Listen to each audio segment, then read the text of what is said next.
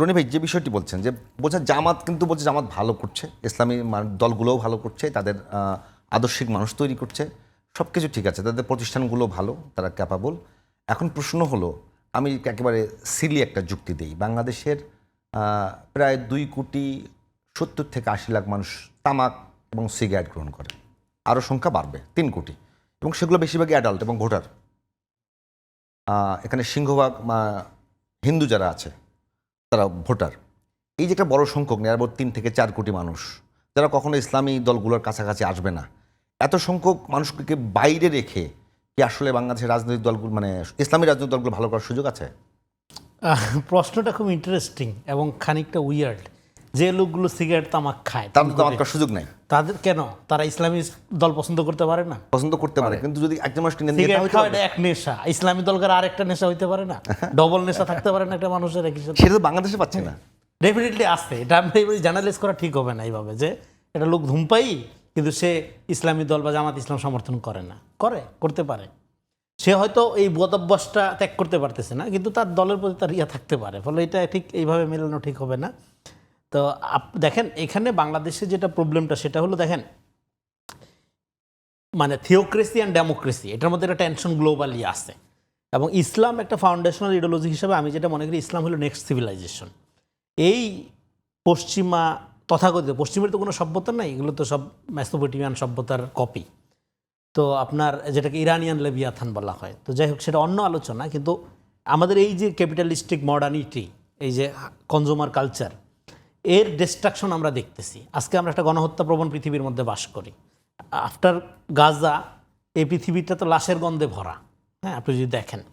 তো সেখানে আপনার মানে এই টেকনোলজিক্যাল অস্ত্র, কার কত বিধ্বংসী অস্ত্র আছে, সেই অনুযায়ী তার ক্ষমতা নির্ধারণের যে দুনিয়া, সেই দুনিয়ায় আপনি যদি একটা ইনসাফের রাষ্ট্রের কথা বলেন, সেই দুনিয়ায় যদি আপনি একটা মানে ন্যায্যতা, মানবিকতা এগুলির কথা বলেন, তাহলে তো এই মডার্ন যে অ্যারোগ্যান্স, আপনার বিজ্ঞানবাদী জ্ঞানের যে আপনার দাম্ভিকতা, সেটা তো ডিস্ট্রাকটিভ।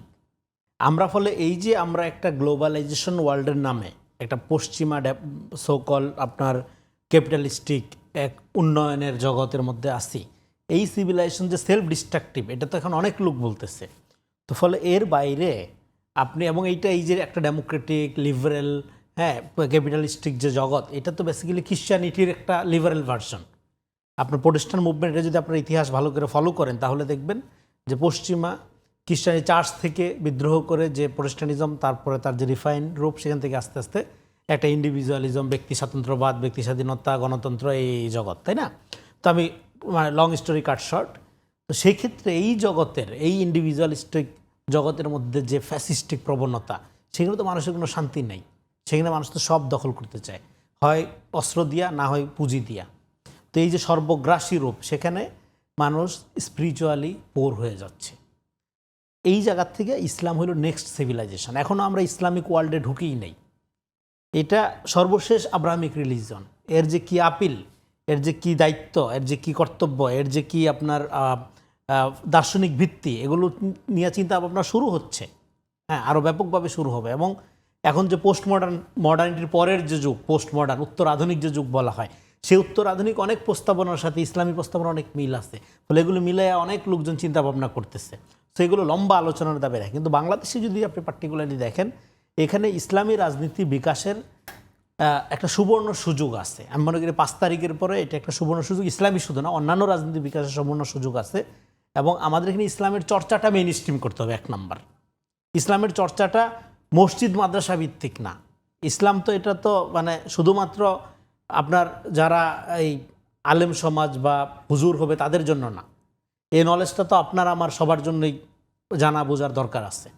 তো আমাদের এখানে ইসলামী চর্চাটাকে, এই যে নলেজ চর্চার যে একটা সেকুলারিকরণ বা আওয়ামীকরণ হয়েছে, সেইটা হলো মূল কারণ এখানে ইসলামের ব্যাপারে একটা পজিটিভ দৃষ্টিভঙ্গি ডেভেলপ না করার।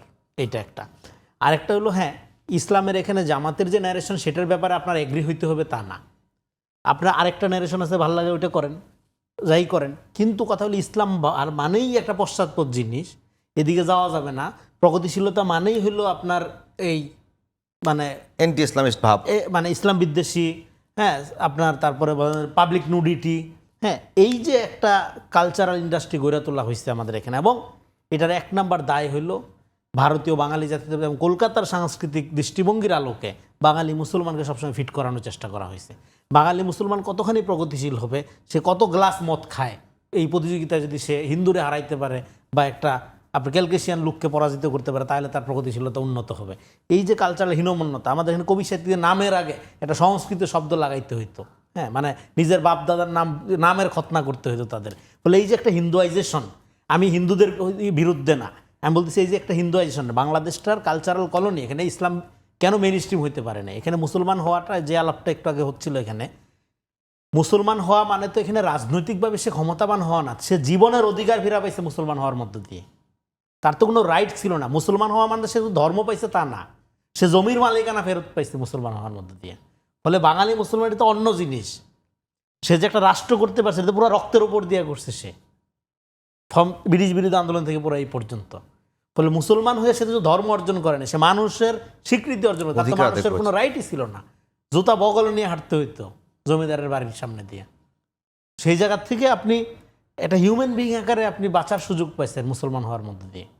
তো এটা একটা অন্য জিনিস, এটা বিয়ন্ড রিলিজিয়ন, এটা অন্য ফেনোমেনা আছে, এটা সোশ্যাল ফেনোমেনা একটা বিশাল ব্যাপার আছে এখানে। তো ফলে আমাদের বাংলাদেশে শাহবাগের মধ্য দিয়ে এখানে কি হয়েছে, শাহবাগের এই কৃত্রিম জনজাগরণের মধ্য দিয়ে এখানে যাহা কিছু ইসলামী তাহা কিছুই প্রতিক্রিয়াশীল, তাহা কিছুই জঙ্গি, তাহা কিছুই জামাত, তাহা কিছুই রাজাকার, এইটার একটা সামাজিকীকরণ করানো হয়েছে।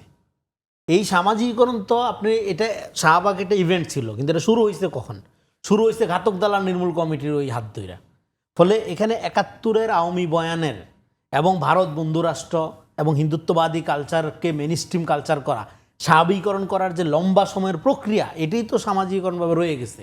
এবং আমাদের এখানকার মিডল ক্লাস কি? আমাদের এখানকার মিডল ক্লাস হাইলি আপনার সুবিধাবাদী একটা ক্যারেক্টার ধারণ করছে। এই জন্য বিএনপি জামাত পিটায় মারছে, ওর কোনো গায়ে লাগে না। যখন নিজের ছেলে মারছে তখন আর ঘরে থাকা যায় না, হ্যাঁ। ফলে এই যে টোটাল প্রক্রিয়া, এখানে মধ্যবিত্ত তো আত্মহত্যা করছে শাহবাগে, সে তো মোরালি দাঁড়ায় নাই যে না এইভাবে ৫৪ বছর পরে এতদিন পরে আইসা, হ্যাঁ, জুডিশিয়াল কিলিং অন্যায়। আমরা গুটি কয়েক লোক ছাড়া সমাজে তো আমি পুরা সমাজ একদিকে ছিল আর আমরা তখন আরেকদিকে ছিলাম, আমরা তো দেখি নাই কাউকে। ফলে আমি বলতেছি আপনাকে জামাতের ব্যাপারে আপনার জামাত করতে হবে এমন কোনো কথা নেই।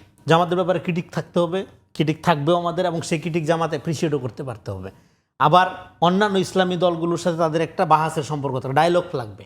আপনি ৫ তারিখের পরের যে রাজনীতি, এটা তার মাসেল পাওয়ারের রাজনীতি দরকার নেই, আপনি ডায়লগই যথেষ্ট। ডায়লগের মধ্যে দিয়ে সুরা হবে। কিন্তু বাংলাদেশে ইসলামিজম মানেই যে একটা পশ্চাৎপদতা, এই যে দৃষ্টিভঙ্গি তৈরি করা হয়েছে এখানে পুরা ইন্ডাস্ট্রি ধরে, এই ব্যাপারে সমস্ত ইসলামী শক্তিগুলোর ঐক্য লাগবে।